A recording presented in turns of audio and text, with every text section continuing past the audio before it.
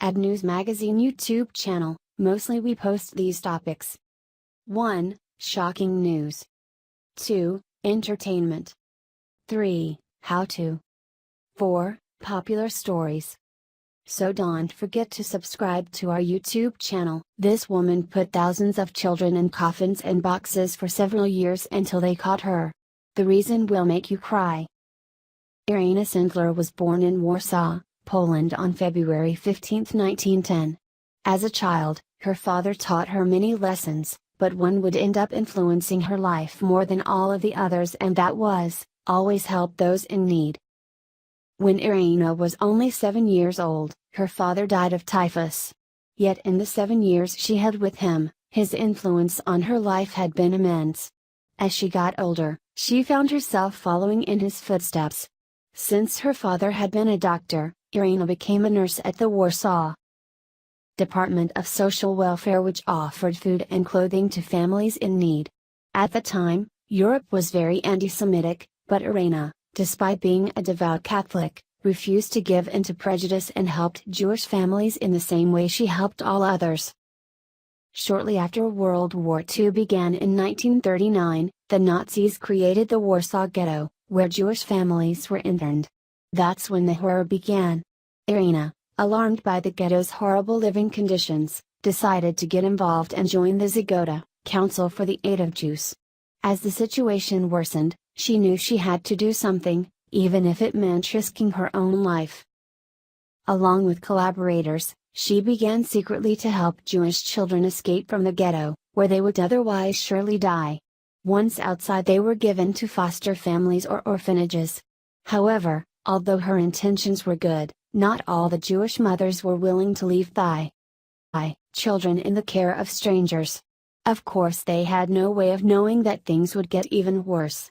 Most of these families were ultimately taken to the death camps. Because the Nazis had strong control of the ghetto, Irena had to look for very creative ways to hide the children so they could escape. Most of the time they went out in ambulances with seriously ill patients who had to be moved to other hospitals, but as the surveillance was increased, she had to hide them in sacks, garbage bags, and even coffins. Of all these children, one named Elzunia stood out. Irena saved her by putting her in a wooden box in a shipment of bricks. When she was only 5 months old, the only memento of her family left for this baby was a silver spoon that her mother had hidden in her clothes. Irena managed to save more than 2,500 children from a cruel fate and kept a record of all of them. She hid these records in jars in her neighbor's garden. Her plan was going well until everything fell apart. The Nazis discovered what she was doing and stopped her. Irena was sent to prison where she was brutally tortured, but despite her intense pain and suffering, she endured it and refused to give up any information about the children's whereabouts. Eventually, the Nazis gave up and condemned her to death. Destiny had other plan for her, however. The nurse's supporters bribed the soldiers who helped her to escape.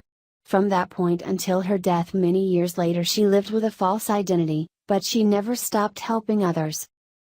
When the war ended, Irena unearthed the jars of records of all the children she had saved and handed it over to the Surviving Jews Rescue Committee.